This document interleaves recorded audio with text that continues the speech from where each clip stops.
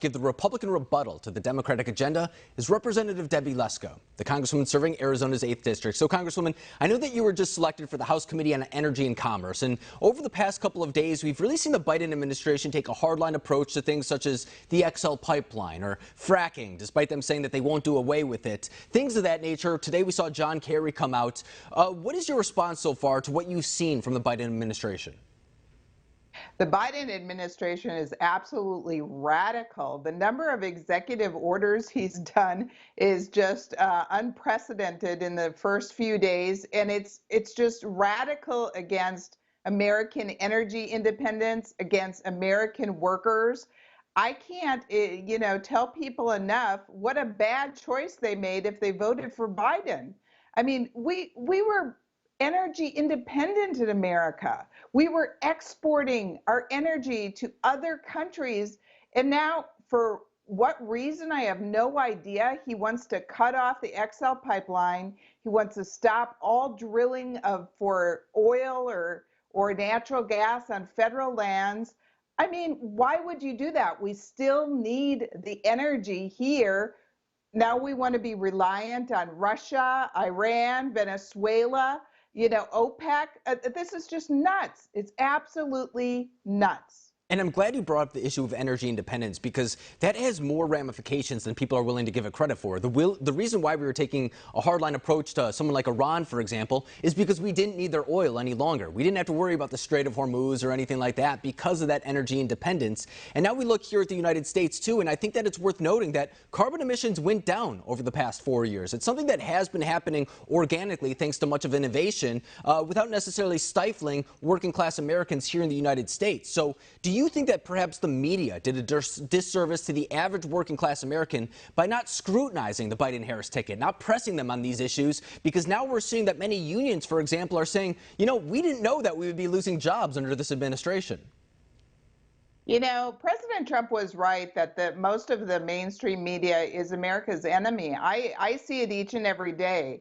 They don't report on conservative viewpoints. They cut us off on social media. Big tech is cutting us off. I can't even email some of my constituents that have Gmail addresses. They cut that off too.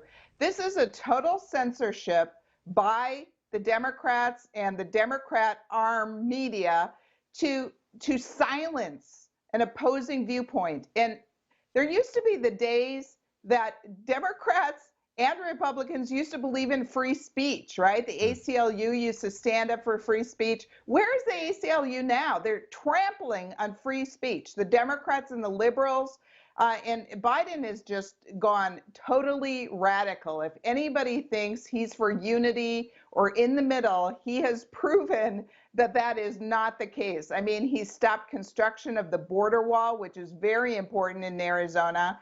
He wants to give citizenship to 11 million illegals. He continues to prioritize illegals over U.S. citizens and American jobs.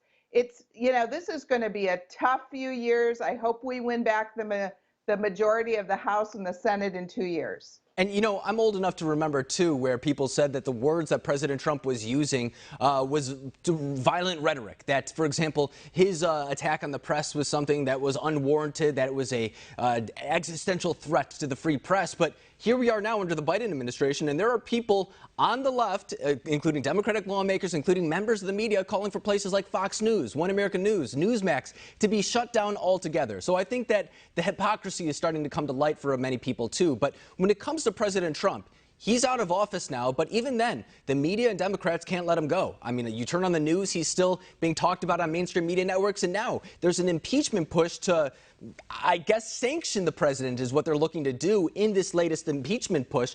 Do you think that's really what this comes down to, is that they want to prevent him from ever running again, perhaps in 2024, more so than it is about any accountability or punitive measure?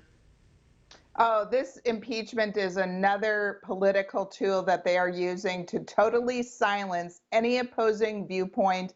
And they're afraid of President Trump. They're absolutely afraid. They don't want him to run again.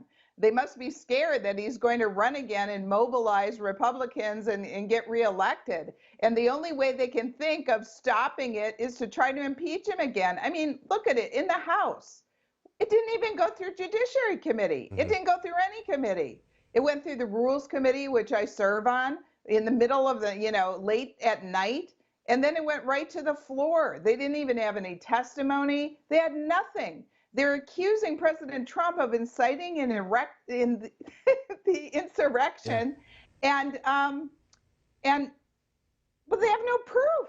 It's just absolutely ridiculous. And to your point, too, up to this point, no witnesses, no type of firsthand accounts brought in, anything like that. So I think that you're exactly right to scrutinize that. It's that good old-fashioned Washington, D.C. transparency that everybody loves. But the other day, in fact, yesterday, we saw Senator Rand Paul propose a resolution saying to do away with the impeachment articles altogether. And we saw that the vote was 55-45. There were 5 Republicans who joined Democrats in that effort. But do you think that's basically what we'll see when it comes to a conviction vote as well? I mean, far below the standard that they need to reach in order to actually remove President Trump. I use the word remove, I guess, lightly now, sanction President Trump. Do you think that's what we're looking at, maybe a 55-45 type of vote?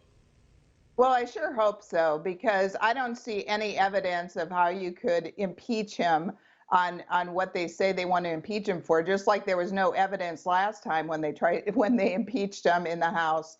And then, of course, it's so obvious on the face of it, that it's political. President Trump is already out of office. You use this to remove somebody from office if they've done something criminal, high crimes and misdemeanors type of thing. He's already gone. Yeah. Biden's already in there.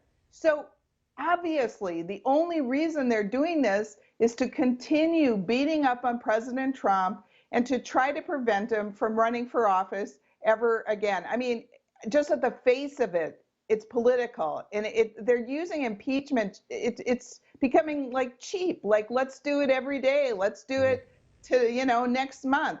And you're right about the media. They can't stop talking about Trump. They're absolutely obsessed. I turn on the TV, and instead of talking about Biden or anything except giving him softball questions and saying how great he is and how great his socks colors are and that type of thing, they keep on beating up on Trump. They just can't get over it. These people are just obsessed. And, 1 year ago, the last impeachment was taking place, and a lot of people argue that because of that, they missed the very serious issue of the coronavirus coming to the United States because they were delivering articles of impeachment, having that conversation, and meanwhile, the coronavirus was taking place abroad and making its way to the United States as well. So I'm hoping that they can talk and chew gum, walk and chew gum, whatever the expression is at the same time, because I think that they did miss that first pandemic when it came to the United States. But Representative Debbie Lesko, I really appreciate you coming on the program tonight and breaking down the response. Thank you.